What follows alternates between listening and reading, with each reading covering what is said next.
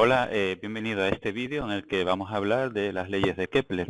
Kepler fue un astrónomo que estuvo muy vinculado al giro copernicano, que vivió al final del siglo XVI y en las primeras décadas del siglo XVII.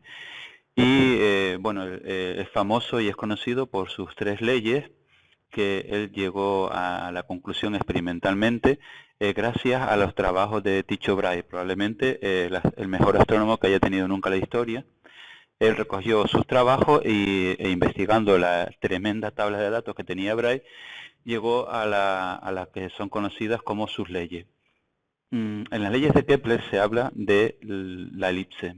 Por tanto, voy a empezar a modo de introducción hablando de lo que es la elipse. La elipse es una curva geométrica que tiene una característica muy curiosa, y es que cualquier punto que está sobre la elipse, aquí tenemos dibujada una elipse, ahora les pondré la ecuación de la misma.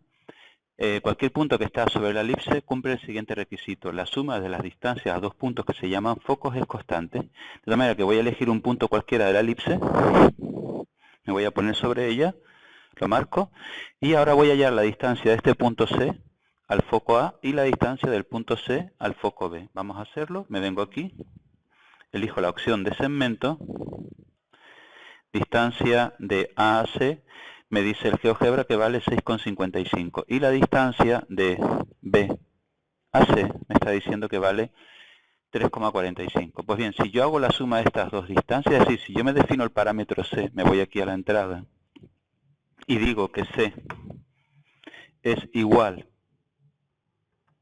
a A más B,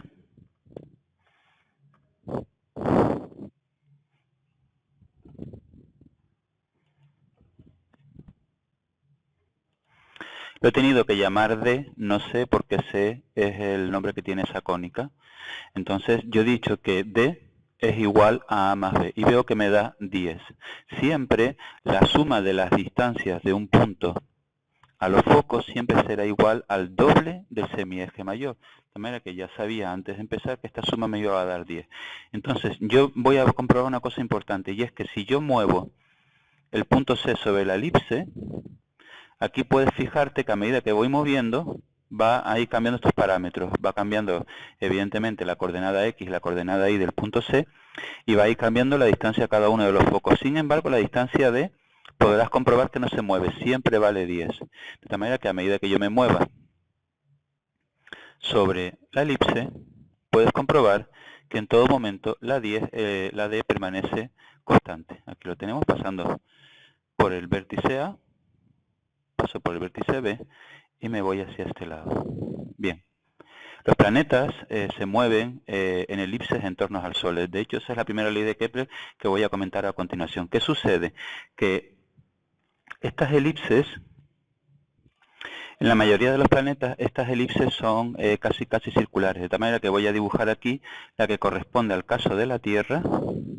Aquí tenemos la elipse que sigue la Tierra, y como estás viendo, es casi circular, porque la excentricidad de la órbita terrestre es muy pequeña, de tal manera que la distancia entre el semieje mayor, que es 151 millones de kilómetros, y la del semieje menor, que es 148 millones de kilómetros, la diferencia que hay entre uno y otro viene siendo solamente un 3%, de lo que es el tamaño del radio que une el Sol con la Tierra. Esto implica además que el Sol, al estar en uno de los focos, el foco está aquí casi en el centro. Bien, ya hemos visto lo que es la elipse. Vamos ahora a ver las tres leyes de Kepler y a dar una explicación detallada sobre las mismas.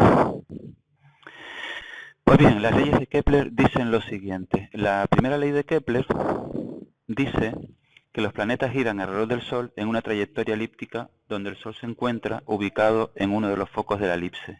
Ya lo acabamos de ver lo que significaba. La segunda ley dice que las áreas que barre el vector de posición del planeta es proporcional al tiempo que emplea. Aquí lo estamos viendo, lo que significa es que los planetas se mueven más rápido cuando están más cerca del Sol, como estás viendo aquí, y más despacio cuando están más lejos en las elipses en las que se mueven. Al punto más cercano al Sol se le llama perihelio y al punto más lejano se llama el afelio. De tal manera que en el caso de la Tierra el perihelio está a 148 millones de kilómetros y el afelio a 151 millones de kilómetros. Y la tercera ley de Kepler viene a decir que los cuadrados de los periodos de revolución son proporcionales a los cubos de la distancia promedio al Sol, que se escribe aquí como t cuadrado entre r cubo es constante. Bien, aquí está el enunciado de las tres leyes y lo que voy a hacer ahora es demostrar cada una de estas. Y para eso he elegido la Tierra y el Sol y vamos a hacer las demostraciones pertinentes. La segunda ley de Kepler lo que viene a decir es que la Tierra barre áreas iguales en tiempos iguales. Es decir, que si yo dejo pasar un mes aquí, esta área sería igual que si dejara pasar un mes aquí, que estaría más lejos.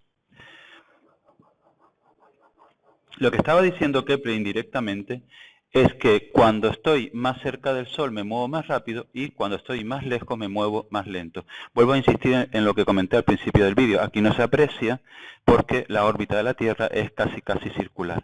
Pero si yo hiciese un dibujo exagerado, aquí está el Sol y aquí está la Tierra.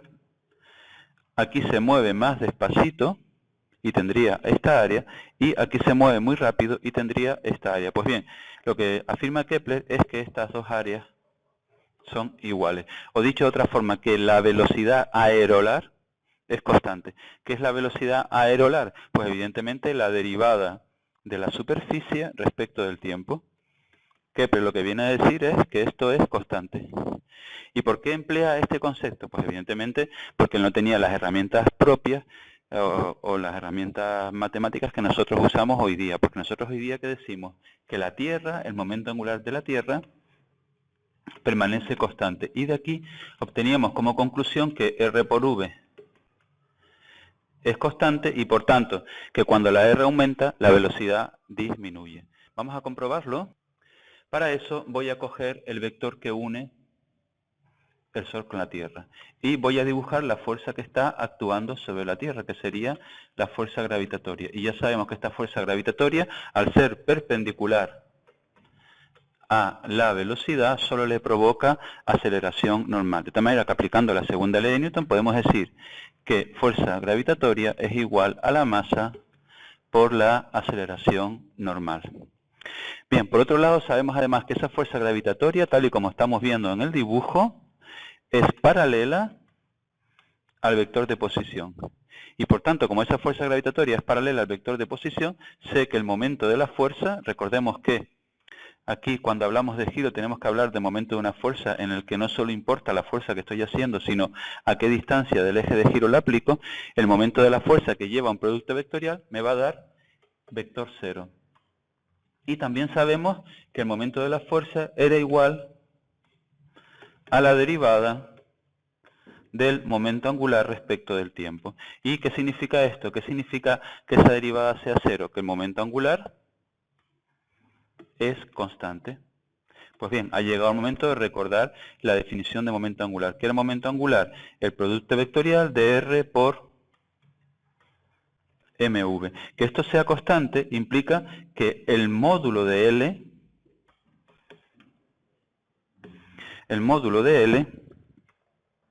tiene que ser constante. ¿Y qué sería el módulo de L? Pues multiplicar R por mv por el seno del ángulo que forman la fuerza y el vector velocidad, que sería seno de 90, que sería 1, y esto es constante. La masa de la Tierra, como es constante, pasaría aquí dividiendo, y me queda que R por V permanece constante. Esto explica la primera ley de Kepler, lo que estaba diciendo Kepler, que cuanto más lejos estoy, más despacio me muevo, y al revés, cuanto más cerca estoy, más rápido me muevo. Eso de que R por V sea constante. Dicho de otra manera, recordando que V en un movimiento circular y uniforme era W por R, sustituyo V por lo que vale y me queda que R por W por R es constante. Es decir, que R cuadrado por W es constante. Es otra forma de enunciarlo. Y esto es importante porque ahora podemos utilizar el concepto ese que utilizó Kepler de velocidad aerolar. Decía que la velocidad aerolar, que es la derivada del espacio recorrido en el tiempo, permanecía constante. Y vamos a ver que en realidad llegamos al mismo enunciado que acabo de escribir aquí, de que r cuadrado por w es constante. Y para eso vamos a ver lo que sería la pequeñísima superficie barrida por la Tierra en el pequeñísimo tiempo. Bien, lo único que tengo que hacer es trazar el vector de posición r, dejar pasar un tiempo diferencial de t. En ese tiempo diferencial de t recorre un diferencial de arco, que para no confundirnos con la diferencial de área lo llamaré diferencial de L, y esto implica también que el ángulo sustentado aquí es diferencial de θ. Además, yo sé que diferencial de L, aplicando la definición de ángulo, sería R por diferencial del ángulo. Bien, ¿y qué sería el área de esta superficie que está aquí? ¿Qué sería esa pequeñísima área? Hombre, como es lo suficientemente pequeña, yo puedo suponer que este trocito de arco es recto. Y entonces me quedaría el área de un triángulo. Y además, como ese triángulo es muy estrechito, puedo decir que la altura coincide con R. Lo único que tengo que hacer entonces es aplicar la definición de área de un triángulo, que sería la base diferencial de L por la altura que es R entre 2. Y donde está diferencial de L,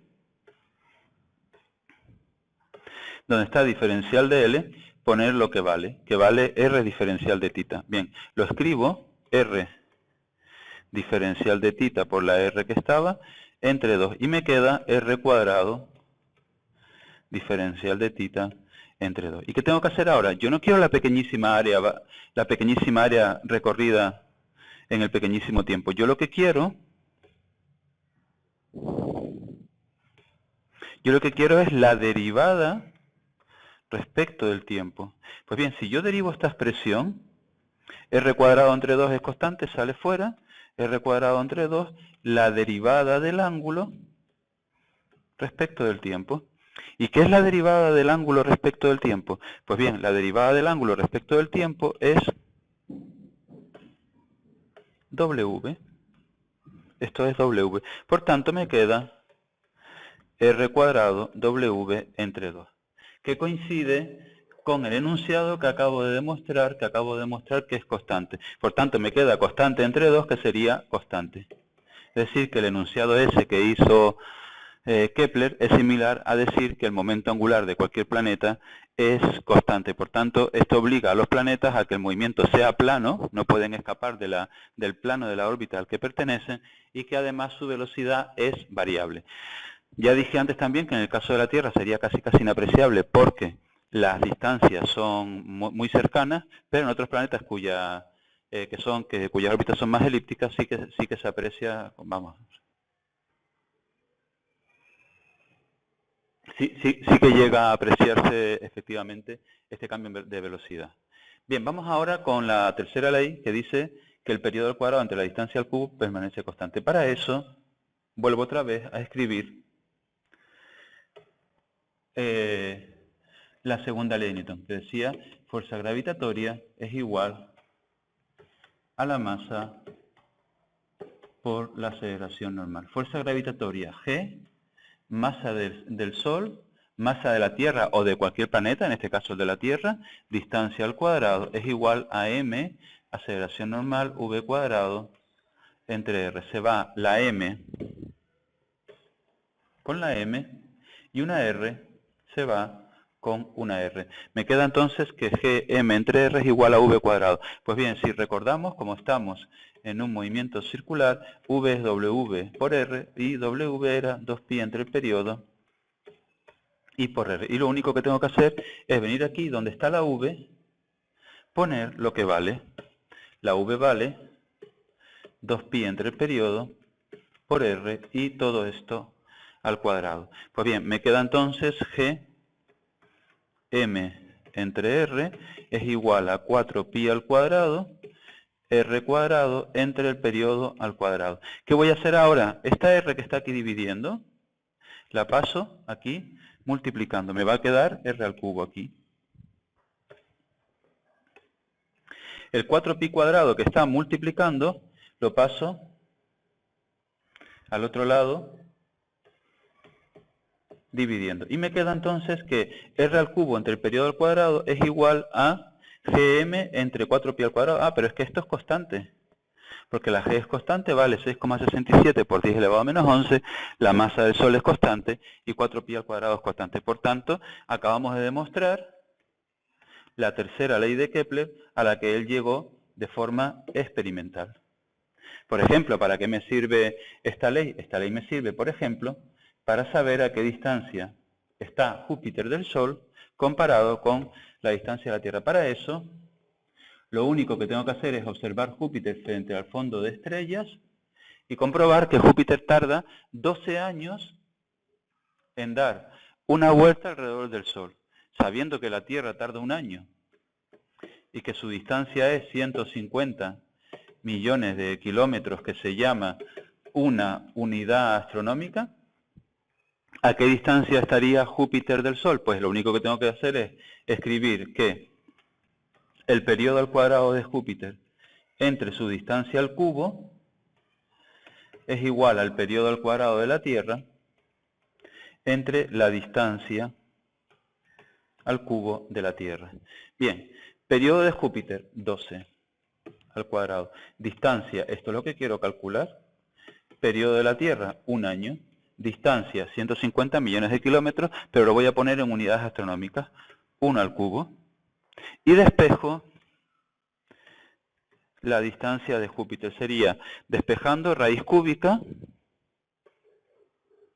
de 12 al cuadrado, 144, entre 1. No voy a poner 1, evidentemente. Me queda raíz cúbica de 144, bueno, lo voy a poner ya que está. Raíz cúbica de 144, que es... Y eso nos da 5,24 unidades astronómicas. ¿Qué significa esto? Que Júpiter está 5 veces más lejos del Sol de lo que le está a la Tierra. Y si lo queremos pasar a kilómetros, lo único que tengo que hacer es multiplicar 5,24 por 150 millones de kilómetros, que es la distancia a la que está la Tierra del Sol, y dará unos 750 millones de kilómetros, exactamente si lo hago, 786, redondeando 790 millones de kilómetros. Pues bien, estas son las 3 leyes de Kepler que son muy útiles para estudiar los movimientos planetarios y bueno, y espero que te haya sido útil. Pues venga, nos vemos en el próximo vídeo. ¡Ánimo!